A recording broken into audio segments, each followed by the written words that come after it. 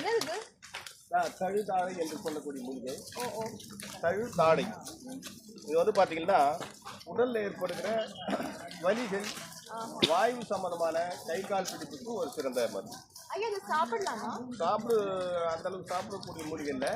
மேலே எக்ஸ்எலுக்கு போட்டுக்கலாம். இது இந்த தழையெல்லாம் உருகி போட்டு நல்லா ஒரு பிடி தழை எடுத்து ஒரு பாத்திரத்தில் தண்ணி வச்சு நல்லா கொதிக்க வச்சு உடல் வலி இருக்கிறவங்க மேலே குளிச்சுட்டு வந்தாங்கன்னா அந்த வலிகள் பூரா தீரும். எப்படியெல்லாம் செய்யலாம்? அடுத்து வந்து பார்த்தீங்கன்னா இந்த தழையை நல்லா ஒரு 1/2 கிலோ தழை எடுத்துக்கிட்டு 1 லிட்டர் தேங்காய் நல்லெண்ணெயில் போட்டு இதில் கொஞ்சம் மிளகு, சீரகம், சுக்கு இதெல்லாம் போட்டு நன்றாக நல்லா கொதிக்க வச்சு அந்த எண்ணெயை தடவிட்டு வரும்போது கை கால் வலி, முட்டி வீக்கம், பாத வீக்கம் இதுக்கெல்லாம் நல்லா இது பண்ணலாம். எத்தனை நாள் நம்ம யூஸ் பண்ணலாம்? இது இந்த எண்ணெயை யூஸ் பண்ணும்போது ஒரு மாத காலம் யூஸ் பண்ணலாம். ஒன்றும் பிரச்சனை இல்லை. இந்த குளிக்கிறது மட்டும் தினம் வந்து இந்த அளவுக்கு போட்டுக்கலாம். இந்த அளவுக்கு எடுத்து ஒரு பாத்திரத்தில் தண்ணி வச்சு தண்ணி உள்ள போட்டு சுடு தண்ணியில் போட்டு குளிக்கலாம்.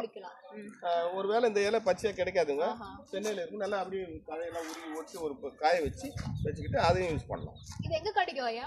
இது போல் ஏரிக்கரை ஓரம், கரை ஓரம் சில பேர் இந்த மாதிரி வீடுங்களாண்டி வச்சுருக்காங்க. இதை வந்து அந்த காலத்தில் கோழி பேன் இருக்குல்ல, கோழி வளர்க்குறல்ல, அந்த பேன் வந்துடும். அதுக்காக என்ன செய்வோம்னா அந்த கோழி குண்டில் நிறைய எடுத்து போட்டு வைப்பாங்க. அந்த கோழி பேன்லாம் ஓடி போயிடும். ஒரு அருமையான வாசனை வரும் பாருங்க.